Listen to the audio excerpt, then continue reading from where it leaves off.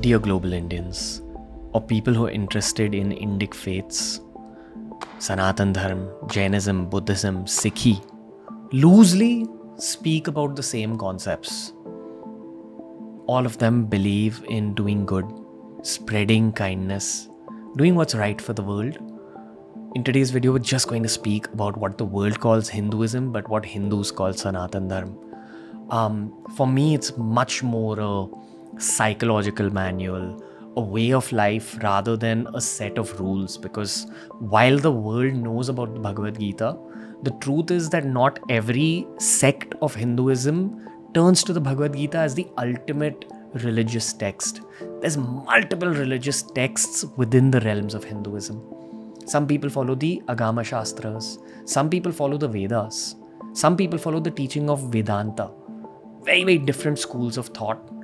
I'm going to try making this slightly personalized, and I'm going to share how I look at Hinduism from a very practical, modern day perspective, keeping the 2020s and 2030s in mind. Couple of rough decades. We've already seen 5 years of a terrible decade. And I think that with all the mental health issues, the loneliness, the heartbreaks, the pain that's rising in this world, Indic faiths, which have been around for thousands of years, way longer than what they tell us in traditional history books. I'm convinced about that.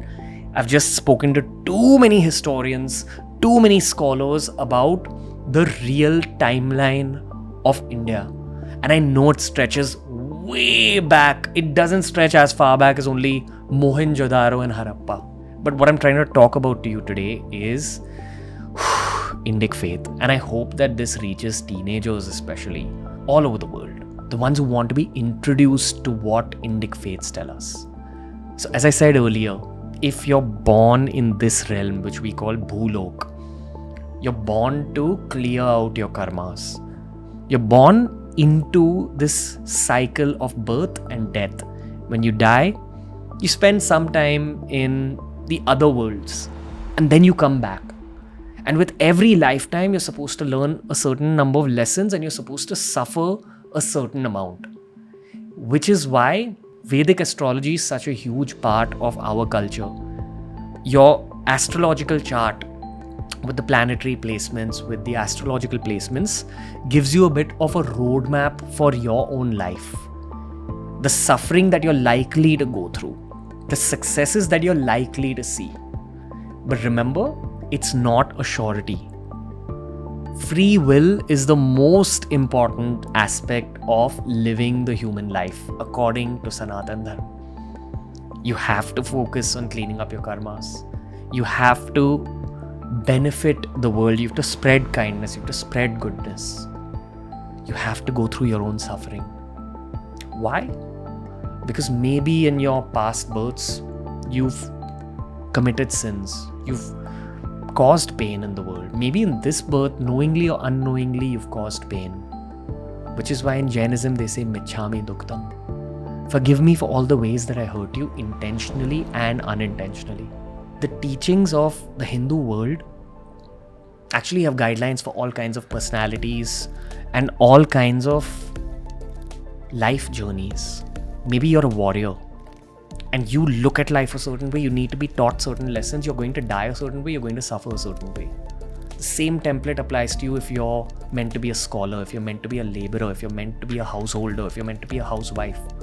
If you're meant to have a terrible life, a different version of Hinduism will help. But now, a slightly metaphysical take on Sanatan Dharma or Hinduism. Your job is to be clean-hearted and do what's right. Work hard. The Gita talks about Swadharma, choosing a job for yourself that feels natural to you, the job that you were born to do. Your duty, that's your religion. That's what you control as a human being. Let's shed some light on some metaphysical aspects of being Hindu. Sikhism talks about Ikonkar, one God, one divine power. Not multiple, that one eternal divine power. That's what Buddhism, Jainism and Sanatan Dharma believe as well. that there's one divine force that's controlling everything. Every life experience you've had, all the pains, all the joys, all the pleasures are related to your interaction with that one divine force. That divine force is what most Hindus would choose to call Parabrahm. Imagine that Parabrahm is like a brain, and you take one cell from that brain and place it on your palm. The brain is advanced, Parabrahm is advanced, so it's created a body for itself. And the palm is Bhulok, the earth. It's taking that one cell and placing it on Bhulok. The job, the duty of that cell is to move from the palm of Parabrahm back to the core of Parabrahm, which is the brain. This is supposed to be the soul journey of a human being born into any faith. It's actually depicted very, very beautifully in one of my favorite films, Pixar's Soul. That's it. That's what the Hindu faith teaches us, that all of your lifetimes are related to that journey back to the source, so that you can escape the cycle of birth and death. Because if you're being born in this human body, whether you're born as Ronaldo or Kohli or Brad Pitt or Angelina Jolie or Jennifer Aniston, you're going to face suffering. That's why when you ask a human being, hey, are you happy? Most older people will tell you no one's completely happy. Because that's the core of being a human being. They've not completed that journey from the palm to the brain. Here's where the details of Indic faiths kick in.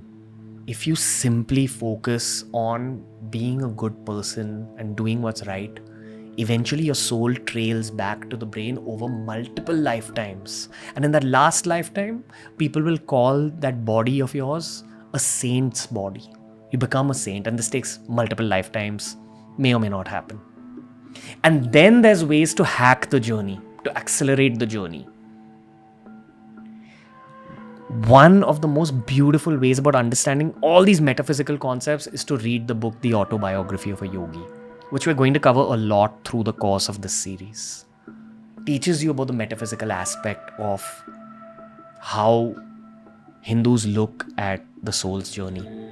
The Autobiography of a Yogi speaks about how you have to live through life to burn away your karma, but there's also ways to accelerate the burning of your karma through meditation. So if you sit in tapasya, if you sit in meditation, it burns off your karma just a little bit. Different kinds of meditations burn off your karma faster.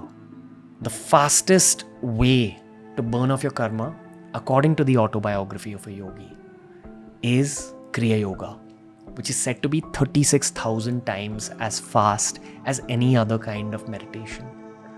It's one of the fastest forms of spiritual progress. And trust me, to actually go ahead with Kriya Yoga, you need a lot of guidance and you need a lot of patience and discipline. It's not for everyone.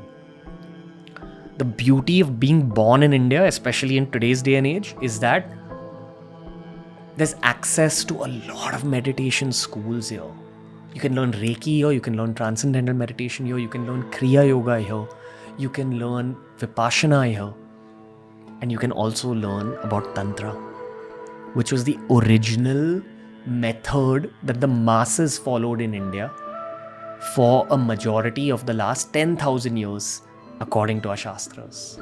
They say that only in the last 1,000 years has Tantra faded away as a means to achieve liberation or nirvana or moksha, but it's coming back.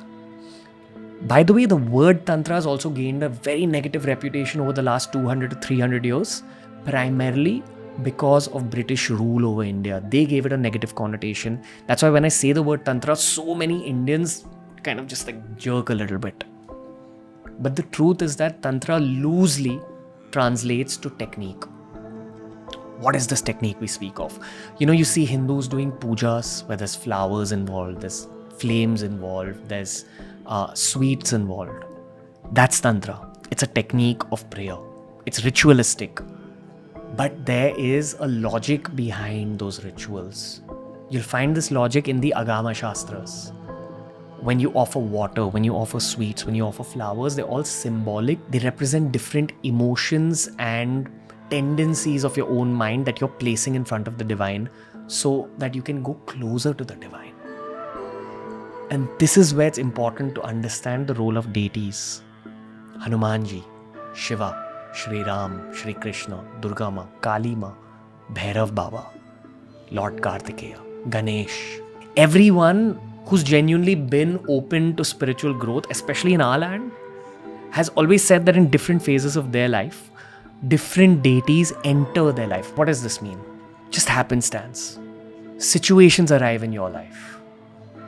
Maybe you enter a room and there's a massive portrait of a deity that you've been thinking about lately. We believe that everything around us, the universe that we know, the world that we know, is simply Maya. It's an illusion. We're living within a simulation. We're living within virtual reality. And at many points during your lifetime spent observing Maya and trying to earn money and trying to become famous and trying to have a nicer life, the deities throw in their hand to remind you of what really matters. You need to go back to Parabrahm. You need to go back to the divine. You're here to earn money and take care of your family, but in truth, eventually you're going to get bored of this. At some point, you're going to realize that there's no amount of fame or money that will satisfy your soul.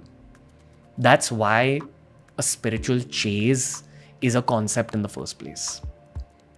What do deities actually represent? A couple of things. As I said, there are different aspects of Parabrahm. Parabrahm or Ikonkar or that divine entity is so complex that we can't visualize it. It's way beyond the capabilities of the human mind. It's like me asking you to imagine a new color. Can't understand what that means. Multiply that by 1 billion and that's what Parabrahm is. But in order for Parabrahm to explain itself to us, it takes on different forms. Those forms represent different divine aspects of nature. For example, when you're a kid, you can't explain all these concepts to kids, right? Hanumanji, the deity right next to me, is often explained as the god of strength to every single Hindu child. Hey, you want to get stronger? Pray to Hanumanji. Hey, you want a friend who'll help you? Pray to Hanumanji. Hanumanji is the equivalent of that same Parabrahm. But it's a friendly, mainstream equivalent that will be understood by a child and by an adult that grows up with that love for Hanumanji. The same is true for any other deity that I named.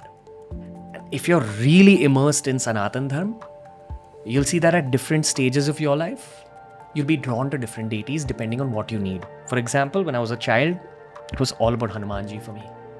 As I grew older, for whatever reason, I got drawn to Krishna for a very long time, and I saw my entire universe in Krishna. And then one day I turned 27 and I had a dream related to Shiva. It took over my mind. I got obsessed with Shiva. I got obsessed with his fierce form called Bhairav because of my trip to the Banaras Kal Bhairav Mandir. It just began a whole journey for me. And then life happened. This year wasn't the easiest year. But I'm so drawn to Ma Kali. I can't even explain Ma Kali in this particular video. It's too long an explanation, but she represents the ferocity of Parabrahm, the raw force of Parabrahm. This is not a video where I explain each deity. I'm just trying to explain the overarching concepts.